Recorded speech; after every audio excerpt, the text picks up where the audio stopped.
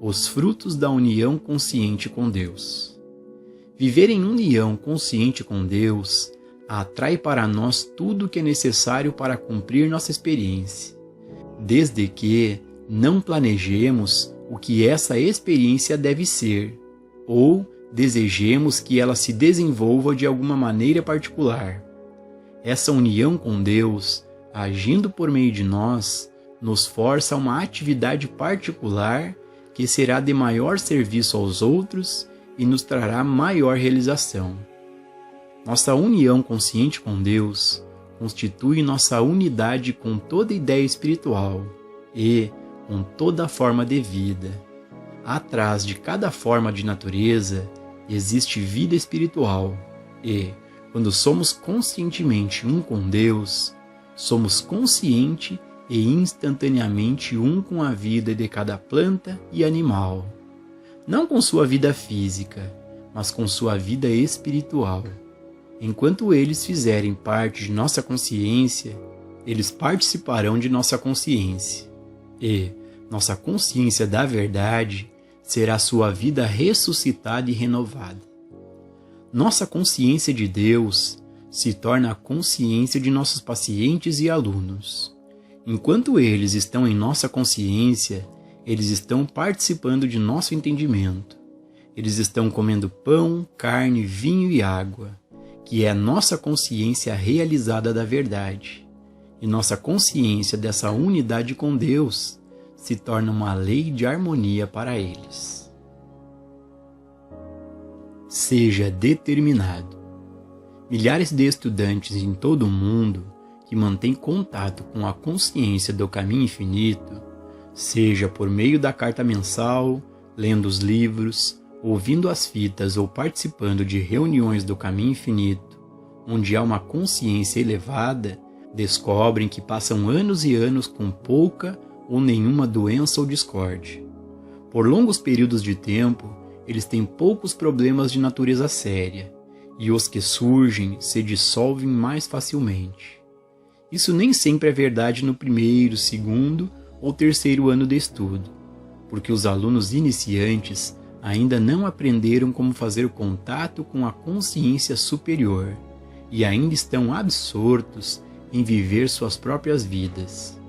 Eles ainda não se aceitaram como parte da consciência do caminho infinito e estão, portanto, vivendo parte de suas vidas seguindo o caminho infinito e parte dela com alguma outra forma de metafísica, ou, às vezes, com 6 formas diferentes. Esses alunos não abraçam de todo o coração os princípios de nenhum ensinamento particular e, consequentemente, sua consciência não está unida a nada. A partir do momento em que o aluno percebe que o caminho infinito é o seu modo de vida e se une a ele, ele começa a descobrir que a própria consciência do caminho infinito mantém sua liberdade para ele. E eu, se for levantado da terra, atrairei todos os homens a mim. Eu, se for elevado à consciência de Deus, elevarei aqueles que vierem a mim a esse mesmo estado de consciência, e eles então compartilharão de seus frutos. O Mestre impôs uma condição para o gozo contínuo desses frutos, quando disse: Eis que estás curado, não peques mais, para que não te suceda coisa pior. Em outras palavras, não devemos voltar ao estado de consciência em que estávamos originalmente, porque ele só pode dar o mesmo tipo de fruto que dava. Agora que fomos elevados a uma consciência superior, devemos ter certeza de continuarmos agindo a partir dessa consciência. Antes de sabermos a verdade, podíamos fazer muitas coisas que não trariam nenhuma penalidade sobre nós, porque não havíamos tocado a consciência superior, mais rarefeita. Mas agora, não podemos nos dar ao luxo de sermos falsos em relação ao nosso mais elevado senso de integridade, ou violar a lei espiritual, nem mesmo aceitar as aparências pelo valor de face, sem pagar uma penalidade por isso. Na medida em que descermos desse sentido superior, mesmo na menor medida, sofremos. Isso porque nos tornamos tão sensíveis e tão sintonizados com o Espírito que pensamentos ou ações más ou grosseiras reagem muito rapidamente sobre nós. Desista de buscar formas de bem. Semear na carne tem um significado muito mais profundo do que o significado usual que o mundo lhe dá. Se de alguma forma colocarmos nossa fé na forma, em vez de na essência ou substância da forma, nesse grau iremos produzir apenas frutos materiais, que é a corrupção. Não importa o que alcancemos humanamente, seja uma fortuna, um casamento ou um corpo físico saudável, está sujeito à deteriorização e à morte. Na verdade, está morrendo desde o momento do nascimento. Tudo o que é adquirido humanamente tem apenas a substância de si mesmo e é restrito por suas próprias limitações. Se, por meio de nossa unidade consciente com Deus, entretanto, algo de bom surge em nossa experiência, dinheiro, casa, casamento, companheirismo, emprego ou serviço, é um relacionamento até que a morte nos separe, um relacionamento eterno. Jamais podemos nos separar de qualquer bem que nos chega por meio de nossa união consciente com Deus. Se pudermos passar pela carência de qualquer natureza e formos capazes de resistir, não buscando demonstrar coisas, pessoas ou condições, mas buscando apenas demonstrar união consciente com Deus, a substância de todas as formas, então o suprimento de tudo o que está faltando vai se desdobrar. Alguns alunos que experimentaram uma sensação temporária de carência econômica são incapazes de descansar em uma confiança completa no espírito, quando sua situação se agrava, e eles recorrem à manipulação e conivência humanas, perdendo assim toda a sua demonstração da vida espiritual.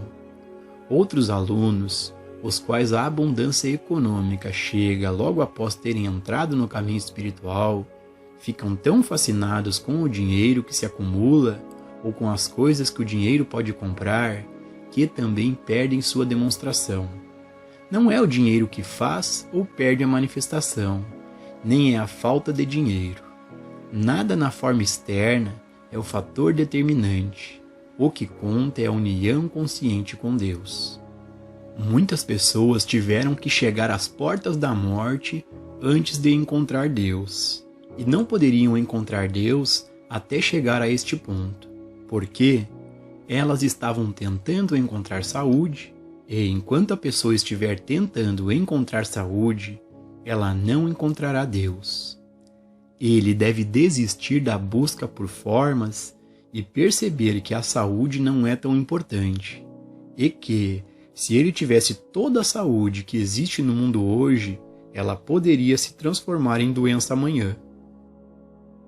Na verdade, que diferença faz o quão saudáveis, jovens e bonitos sejamos, se a passagem do tempo inevitavelmente muda isso, de modo que a imagem venha a ser completamente invertida? Qual é o sentido, então, em ter orgulho da juventude, saúde ou da riqueza? Eles são todos passageiros, mas, se fizermos de Deus nossa meta, percebendo que nada vai nos satisfazer, exceto a união consciente com Deus, nunca haverá coisas como idade, privação, solidão ou vazio em nossa experiência. Na presença de Deus está a realização da vida, e não há outra maneira de alcançar a verdadeira realização. Na presença de Deus há alegria, liberdade de toda forma de escassez. A continuidade da vida não depende de processos. Mais um passo em nosso desenvolvimento espiritual é dado quando chegamos a um ponto em que não estamos exigindo que a vida se cumpra deste lado da sepultura, porque agora não desejamos este ou aquele lado, mas apenas a realização. Se o Espírito de Deus habita em nós, então temos a capacidade de liberar nossos desejos, até mesmo o desejo pela vida humana, ao percebermos: que diferença pode fazer se eu estou olhando para a vida deste lado ou daquele? No que diz respeito a Deus, importa de que lado da fronteira a vida está sendo vivida? A vida é eterna, não pode ser diferente. Está acontecendo continuamente e se cumprindo sem fim. Nada eu procuro, nada. A compreensão da minha união consciente com Deus é o suficiente. Em minha unidade com Deus, sou um com toda a vida espiritual em todos os lugares. Deste lado da sepultura, do outro lado e do lado da vida que ainda não se manifestou neste mundo.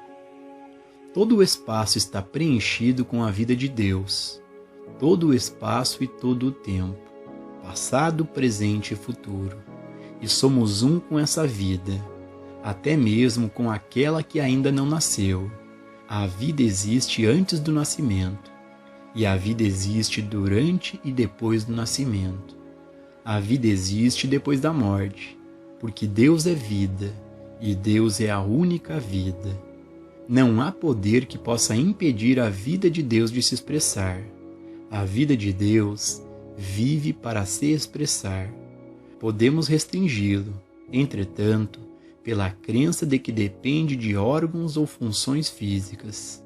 Mas a vida de Deus é espírito, e não precisa de ajuda material para sustentá-la. Portanto, a vida de Deus pode se expressar onde quer que queira, e assim o fará. Mas cabe a nós remover as barreiras que afirmam que é dependente de um processo, dependente de um órgão ou de uma função.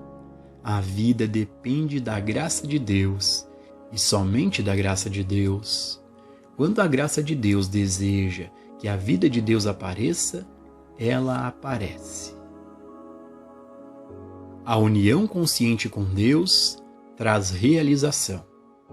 Ser conscientemente um com Deus é ser conscientemente um com a vida espiritual de todos os seres e todas as formas. E então, tudo o que for necessário para a nossa realização entrará em nossa experiência.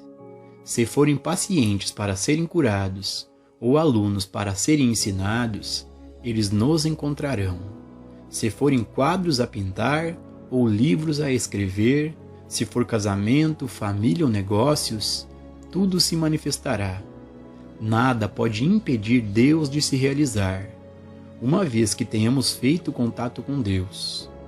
Se não fizermos contato com Deus, Deus ainda estará se realizando, mas não em nossa experiência.